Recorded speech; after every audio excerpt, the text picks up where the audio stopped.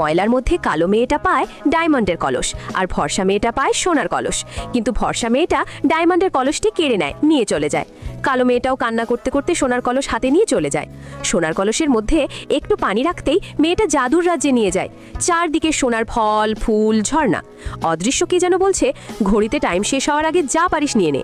মেয়েটা কথা মতো কিছু সোনার ফুল আর কয়েন নিয়ে টাইম শেষ হওয়ার আগেই ফিরে আসে। অন্যদিকে ফর্সা মেয়েটাও তার ডায়মন্ডের কলসে পানি ঢেলে দেয়। সে চলে যায় এক ডায়মন্ডের শহরে। সেও টাইম শেষ হওয়ার আগেই ফিরে আসে। কালো মেয়ে স্বর্ণগুলো বিক্রি করে অনেক টাকা পায়। সেই টাকা দরিদ্র, গরিব, দুঃখী মানুষের মধ্যে বিলিয়ে দেয়, মসজিদ, মাদ্রাসায় দান করে।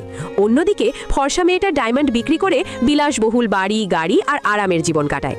একদিন তার মনে লোভ জেগে ওঠে। সে ভাবে এবার গেলে আরও বড় ব্যাগ নিয়ে যেতে হবে। যেই কথা সেই কাজ। লোভের কারণে ডায়মন্ড ভরতে ভরতে টাইম শেষ হয়ে যায়। জাদুকরি ঘড়িটাও ভেঙে যায়, সেখানেই চিরতরে আটকে যায়। অন্যদিকে কালো মেয়েটা কান্না করছে।